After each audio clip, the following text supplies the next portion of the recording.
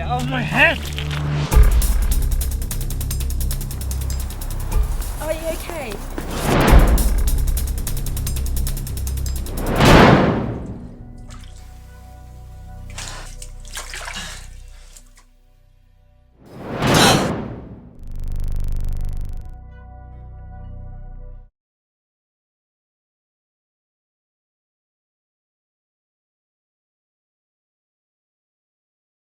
Hello, my name's Electra. I was the producer and props master for Lunacy Forgotten. In the first scene you see a park, and it cross fades to someone walking past, looking agitated and worried. Then it goes to the psychiatrist scene where you're seeing a tea being made and being stirred in a jittery way, showing that he's still agitated.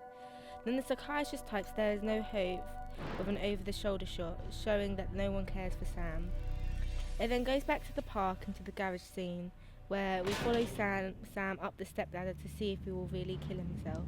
And then goes back to the park scene, and he's looking around like he's hearing voices or someone's following. We then fade to a burning family photo, suggesting that something has happened to his family, either in a fire or some other way. You then see Sam look into a puddle and then flashing images of the burning family photo like they've died.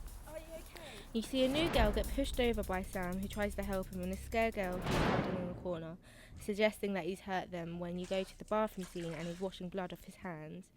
It then cuts to another scene where Sam is lying on the floor with a noose around his neck, and then he breathes a breath of air, suggesting that he did not die, and we do not know what is going to happen next. Jessica, and I was the director of Lunacy Forgotten. The first shot is the most important shot of the film. It shows a fire burning to show that there is a fire burning inside of Sam. It then crossfades to Sam in the park looking really scared and agitated. After that we cut back to the psychiatrist scene. It shows the psychiatrist looking taller than Sam to show that she's more powerful than him. It's then back in the park scene and he's looking really worried and agitated. And then we go to the new scene where he's walking up the steps. It follows his footsteps to show that we're following his journey. We cut back to the park scene a lot to show how agitated and how emotionally he is feeling inside. We then see the fire burning in the photo to show that might be the reason why he is acting like this. We see the reflection of the photo in the puddle to show, and he says, "Get out of my head." This shows that this must still be in his mind and must be the cause of everything. We then see a new girl at school trying to help him and a scared girl hiding away in a corner. We decided to put these clips next to each other to show people he's maybe unintentionally hurt, to show how he is losing it and he is a lunatic.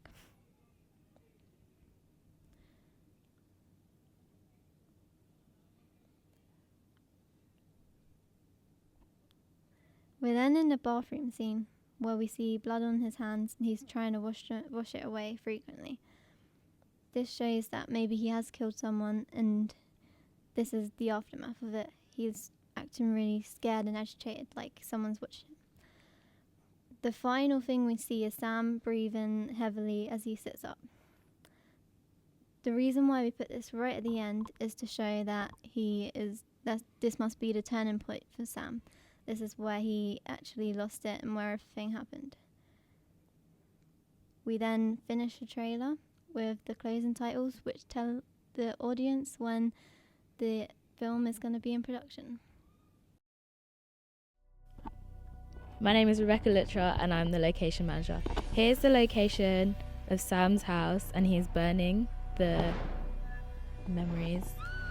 Here's Walden Park. We chose this because it's one man in a lonely field.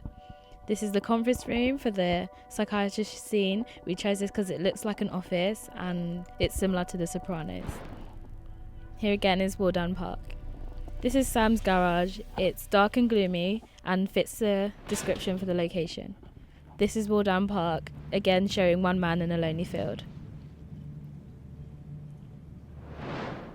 This is a new location of Sam's house, preferably his living room. Get off my head! This is college. It fits the description as the new girl Electra wants to help him. This is Sam's garage. This is Sam's bathroom. It fits the description as, yeah. Yeah.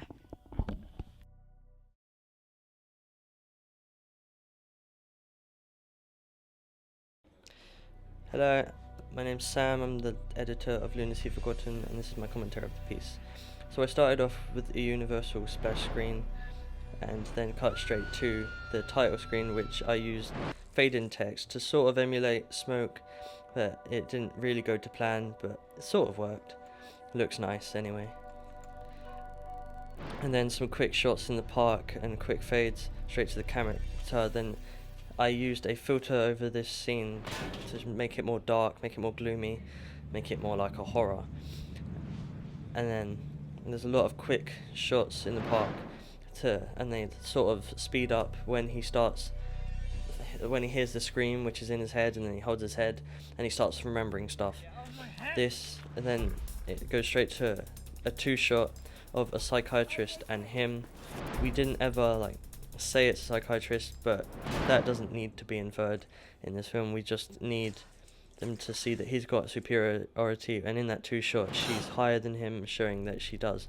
Then we're having some quick shots of the character and the typing on the screen saying there's no hope, which is sort of the start off to the film.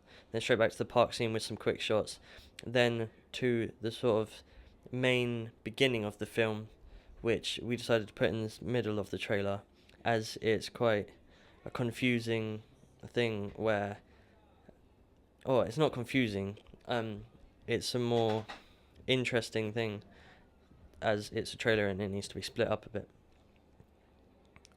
And I didn't need any filters on this because it was already quite dark, and any more filters would be too grainy and disgusting.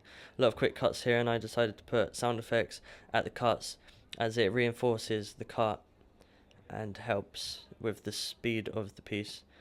And another memory to a burning photo, which I overlaid him remembering it at the same time to show he's remembering it.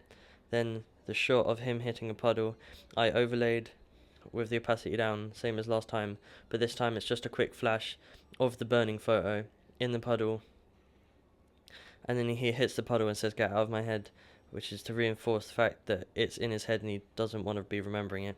Then the music speeds up and it goes on to people trying to help him, which he pushes away to show that he doesn't think he needs help, and then to a scene of him just about to kill a girl in the dark, and then to a bloody hand on his sink when he's trying to clear it off.